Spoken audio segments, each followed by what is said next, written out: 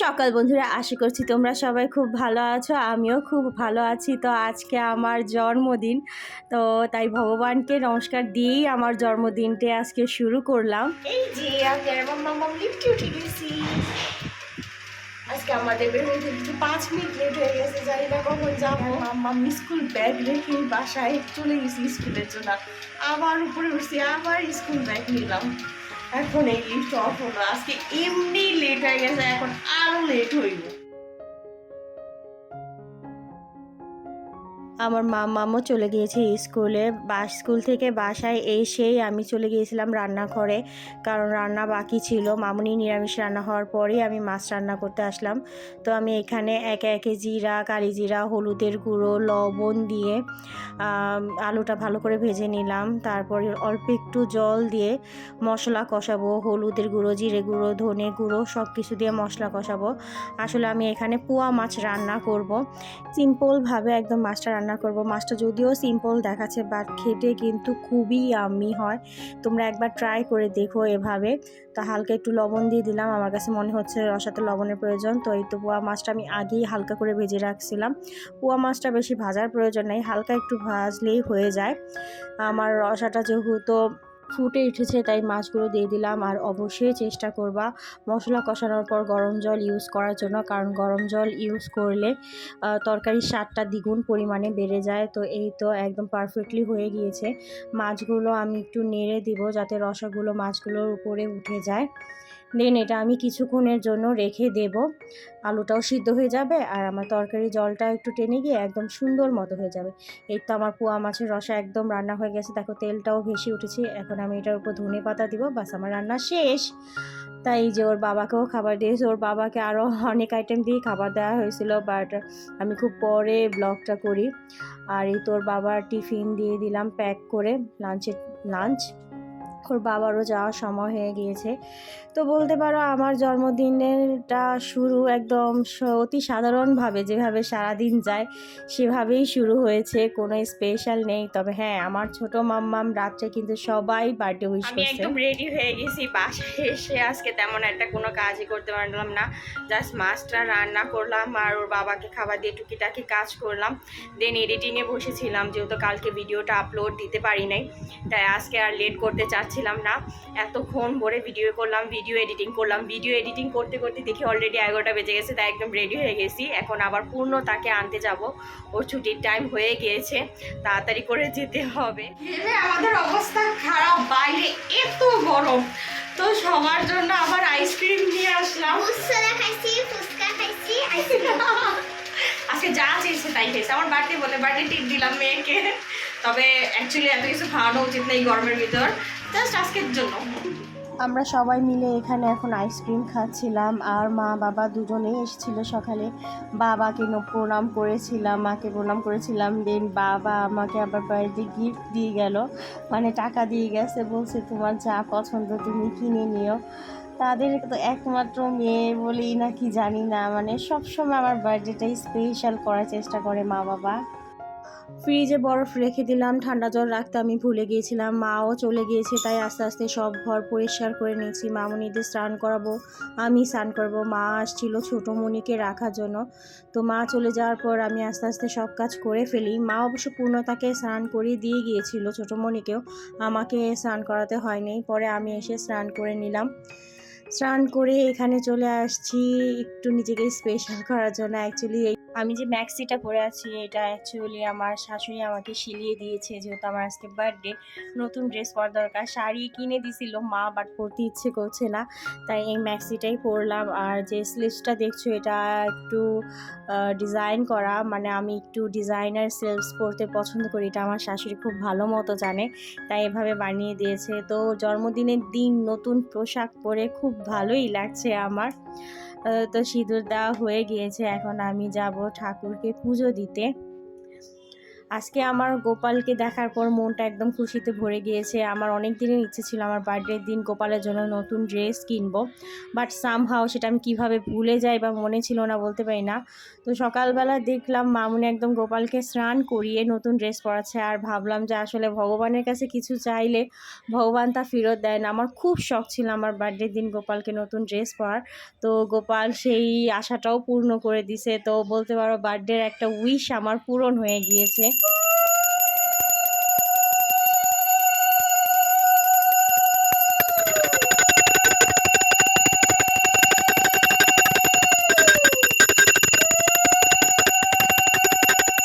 জয় শ্রীকৃষ্ণ চৈতন্য প্রভু নিত্যানন্দ শ্রী অদ্বৈত গদাধর শিবাসাদি গৌর ভক্তবৃন্দ। হে কৃষ্ণ করুণা সিন্ধু দীনবন্ধু জগৎপতি গোপেশ গোপিকা কান্ত রাধাকান্ত নমস্তুতে নমো নবীন হেম গৌরাঙ্গী রাধে বৃন্দাবনেশ্বরী কৃষ্ণ ভক্তিপতি দেবিতাম নমামি হরিপ্রিয় তপ্ত কাঞ্চন গৌরাঙ্গী রাধে বৃন্দাবনেশ্বরী বিশ্বহানি সুতি দেবী প্রণমামি হরিপ্রিয়। আজকে আমার বার্থডে স্পেশাল লাঞ্চ, সাদা ভাত, আলু করলা ভাজা, মরিচ, আর এখানে আমি রান্না করেছি পোয়া মাছ। আর আমার মা স্পেশালি আমাদের জন্য মুরগি রান্না করে নিয়ে আসছে, তার মনে ছিল আজকে আমার বার্থডে তাই রান্না করে নিয়ে আসছে। আর সাথে আছে ডাল, ডালটা এখন আনিনি, আনবো। তো এই হচ্ছে, আর এই যে আমার মাম্মামরা খাচ্ছে, ওরা খাচ্ছে বসে বসে। ওদেরটা আগে দিয়েছে, ওরা অন্য কিছু নেবে না, মাংস হলে ওদের আর কোনো কিছুর প্রয়োজন হয়নি, প্রয়োজন হয় না। হ্যাঁ হ্যাঁ, তোমার অনেক ফেভারিট।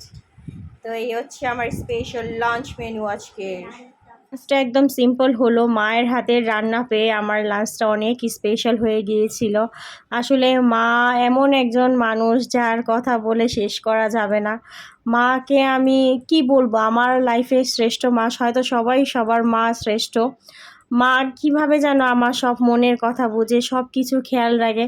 আমি সত্যিই খুব ভাগ্যবতী আমার এমন মাকে পেয়ে।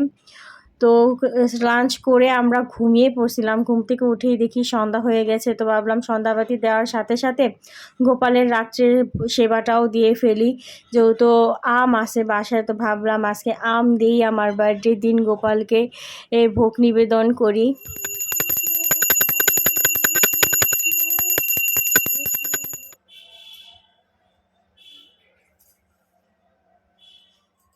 ভগবানের কাছে এই প্রার্থনা করলাম আমার পরিবারের সবাইকে, আমার মা বাবাকে সুস্থ রেখো। বর্তমান যুগে এমন পরিস্থিতি হয়েছে, সবার সুস্থ থাকাটাই সবচেয়ে বড় ব্যাপার। তো সবার সুস্থ থাকলেই আমি নিজেকে ভালো রাখতে পারবো, খুশি থাকবো। তুমি আমার চকলেট গিফট করছো? কেন চকলেট গিফট করছো কেন? তোমার আজকে জন্মদিন তাই? তার জন্য আমার চকলেট গিফট করছো? তুমিও খেয়েছো আর আমাকে অর্ধেক দিয়েছো? থ্যাংক ইউ মাম্মাম। তুমি তো আমাকে কালকে রাত্রে উইশ করছো, এখন একটু উইশ করবা না? ওই রে ওই ছোট বুড়ি কালকে সবার আগে 12:05 মনে হয় আমার গিয়ে বলতেছে মাম্মাম হ্যাপি বার্থডে। আমার মানে এই বার্থডেতে সবার ফার্স্টে উইশ করছে উনি। আমার টুনটু বুড়ি আবার এই দেখেন, 1টা 2টা, পিছনেরটা দেখো, পিছনেরটা দেখো, 3টা জুটি করছে। আমার প্রতিটা বার্থডে স্পেশাল হয়ে গিয়েছিল আমার মেয়েগুলো আমার জীবনে আসার পর। আসলে মা হওয়ার পর যে বার্থডেগুলো এত স্পেশাল হয়, সেই অনুভূতিগুলো হয়তো আমি অনুভব করতে পারতাম না যদি আমার মেয়েরা আমার জীবনে না আসতো। তো এদিকে আমি গোপালকে শয়ন দিয়ে দিলাম, যেহেতু রাত্রের ভোগ হয়ে নিবেদন করা হয়ে গিয়েছে। তো গোপাল ঘুমাক, আর এখানে আমি চলে আসছি রান্নাঘরে। মেয়েরা কিছু খাবে তাই ভাবলাম পাউরুটি যখন আছে ওদের একটু টোস্ট বানিয়ে দে। তো ডিম ভাঙানি একদম কাড়াকাড়ি লেগে গেছে, বড়টা তো ভাঙতে পারে তাই আমি ওকে প্রায় বলি যে ভাঙো, সমস্যা নেই। ছোটোটা মাত্র ট্রাই করছে বাট বড়টা দেবে না। এই নিয়ে দুই বোনের লাগছে যুদ্ধ, হাই রে যুদ্ধ রে যুদ্ধ, কোনোভাবেই থামাতে পারি না। এত কান্নাকাটি করতেছে, এই যে দেখতে পাচ্ছেন, মানে ডিম নিয়ে রীতিমতো যুদ্ধ শুরু হয়ে গেছে ওদের মাঝে। পরিমাণ ডিম ভাঙছে, রান্না করতেছে, ও ডিম ভাঙলো কেন? তো এখানে আমি নিয়ে নিচ্ছি চিনি। চিনিটা খুব ভালো করে মিক্সড করতে হবে, সাথে একটু লবণ দিয়ে দিলাম। চিনিটা যাতে দানা দানা না থাকে সেজন্য খুব ভালো করে ডিমের সাথে চিনিটা মিক্সড করে নিতে হবে। আর এই যে দেখতে পাচ্ছ, আমি চিনি মিক্সড করব কি, ওই দুটো কারাকারি করছে না ডিম নিয়ে, একদম ডিমের মধ্যে খোসা পড়ে গেছে। তো তেল গরম হয়ে গিয়েছে, আমি এখন পাউরুটিগুলো দিচ্ছি। যেহেতু এখানে চিনি, টোস্টগুলো খুব তাড়াতাড়ি হয়ে যাবে, তাই একদম লো ফ্লেমে এগুলো ভাজতে হবে, না হলে এগুলো পুরো পুরো লেগে যাবে। তো আমি একসাথে 3টা করে টোস্ট দিয়ে দিয়েছি। আর এই দেখো আমার টোস্টগুলো খুব সুন্দরভাবে দেওয়া হয়ে গেছে, টোস্টগুলো ভাজা হয়ে গিয়েছে। আমি এখন উঠিয়ে নেব। তো দেখতে পারছো হয়তো অনেক জায়গায় হালকা হালকা একটু বেশি ভাজা হয়ে গেছে, চিনি মিক্সড করার কারণে এই জিনিসটা হয়। তো আমি একটু সস দিয়ে দিলাম। টোস্ট এখানে প্রায় অনেক ছিল, মনে হয় প্রায় 9-10 পিসের মতো ছিল। তো আমার মেয়েদের এই টোস্টটা এত ফেভারেট, যত পিসই বানাই না কেন মানে ওদের মানে কম হবে তত পিস। সন্ধ্যার টিফিনের পর আমরা সবাই পড়তে বসে গেছি। হ্যাঁ, আমিও বলতে হবে পড়তে বসি, কারণ মেয়েকে পড়াতে পড়াতে আমার পড়াও হয়ে যাচ্ছে এখন, এমন একটা অবস্থা। তো এই তো ওরা পড়াশোনা করতেছে সবাই। একদম তোমাদের সামনে রেডি হয়ে আসলাম। অ্যাকচুয়ালি আমার হাজবেন্ড এসে কেক টেক নিয়ে আসছে, বলতেছে শাড়ি পরো। তো এখন জানি মানে বড় হচ্ছি তো দিন দিন, কেমন জানি লাগে এখন। তো আমি দেখাচ্ছি আমার হাজবেন্ড সাজিয়েছে, আমি শাড়ি চেঞ্জ করতে করতে। এই টোটাল বার্থডে প্ল্যানিংটা হচ্ছে আমার বড় মেয়ের আর আমার হাজবেন্ডের কাজ। তারা কালকে রাত্রে এই প্ল্যানিং করছে যে এরকম কেক আনবে, আমাকে সারপ্রাইজ দেবে। আমার একদমই কোনো আইডিয়া ছিল না যে আমার হাজবেন্ড কেক নিয়ে আসবে বা এইরকম কিছু হবে। তোমাদের সবাইকে অনেক ধন্যবাদ আমাকে উইশ করার জন্য।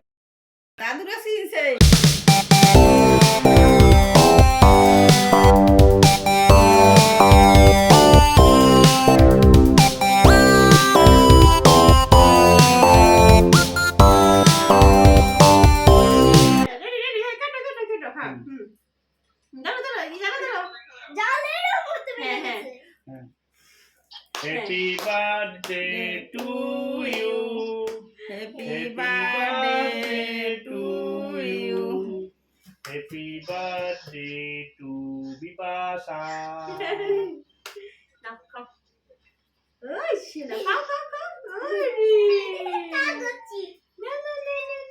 দেখো কাগজ সরে তাহলে মামাকে খাওয়া দাও। তুমি কেক খাইবা না? হ্যাঁ কি কি মা? কি খাবা কি খাবা? আচ্ছা দাদু না হাই বলো। হাই। এই বুড়ি না না। না আমারটা। দাও ফ্যানটা ছেড়ে দাও, মনে হয় গরমই আছে এখন। আরে যে খাবে না? প্রদীপ জ্বলতেছে না। মামা। ওটা একটু বের হয়ে যায়। মায়ের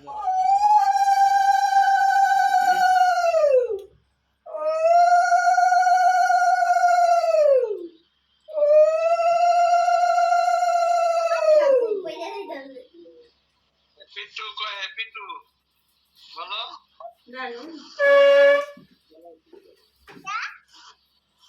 দাদু দাদু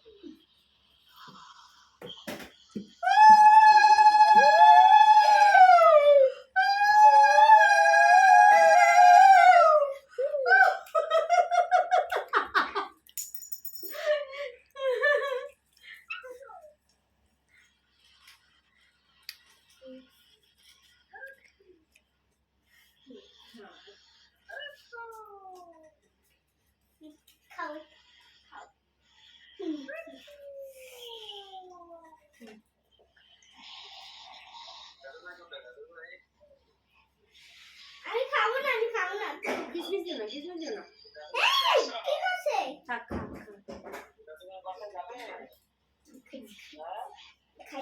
খাইছি তো আমি যাবো গরম মা গরম লাগতো ফ্যান ছেড়ে দে দুই একটু এই তোমার ও কি করে লই আয়। তার মাম্মামের বার্থডেতে তার স্পেশাল ডান্স হবে না, তা কি আর কখনো হয়? তো তার ডান্স অলরেডি স্টার্ট হয়ে গিয়েছে।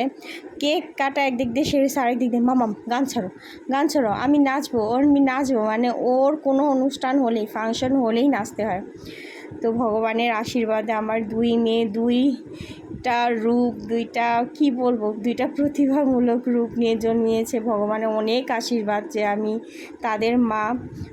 আমার 2 মেয়ে আমাকে চুজ করছে তাদের মা হিসেবে পৃথিবীতে আসার জন্য। আমি খুবই ভাগ্যবতী এমন 2 মেয়েকে পেয়ে, যাদের মুখ দেখলে, যাদের ভরা মুখ দেখলে আপনার যত কষ্ট আছে সব ভুলে যাবে। মাঝে মাঝে আমি ওদের যখন বকি বা মারি, রাগের কারণে হয়তো এই কাজটা করি, কিন্তু পরে এত খারাপ লাগে যে কি বলবো। পরে ছোটোটা তো বলতো তুমি মারছো আমাকে, তখন এত খারাপ লাগে।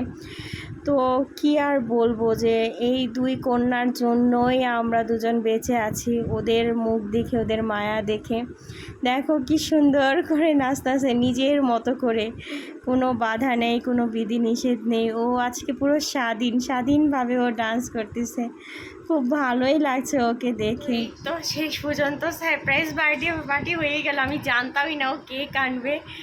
তো এই জিনিসটা মানে ভালো তো লাগে, বাট এরপর পুরো অবস্থা কেক টেক একদম ভরে গেছে এটা ব্লাস্ট করার পর। তো ফাইনালি আমি খুব খুশি সারাদিন পর। যেমনই হোক পরিবারের সবার সাথে হয়েছে, খুব ভালো লেগেছে। মা বাবা থাকলে একটু বেশি ভালো লাগতো, যেহেতু অনেক রাত হয়ে গিয়েছে। তো মা আর বাবা আসেনি এত রাত্রে। তো মোটামুটি সারাদিনটাই স্পেশাল গেছে, আর খুব ভালো। থ্যাংক ইউ এত সুন্দর একটা সারপ্রাইজ বার্থডে গিফট দেওয়ার জন্য। আমি খুব খুশি হয়েছি, কিঞ্চিত যেটুকুই হোক অনেক খুশি হয়েছি, অনেক খুশি। সারাদিন পর রাত্রে খুবই খুশি হয়েছি এই জিনিসটার জন্য। তোমারে থ্যাংক ইউ। কোনো গিফট দেয় না, এইটাই গিফট ছিল, শুধু কেকটা। তো সারাদিনেই যদি কিছু ভালো লেগে থাকে ব্লগটিতে, please do like, comment, share and subscribe please. সবাই পাশে থেকো, আর আমার জন্মদিনে সবাই আমাকে অনেক আশীর্বাদ করে, যেন আমি সুস্থ সবল থাকতে পারি, আমার ফ্যামিলি যেন সুস্থ সবল থাকতে পারে। তো আজকে এখানেই, বাই বাই।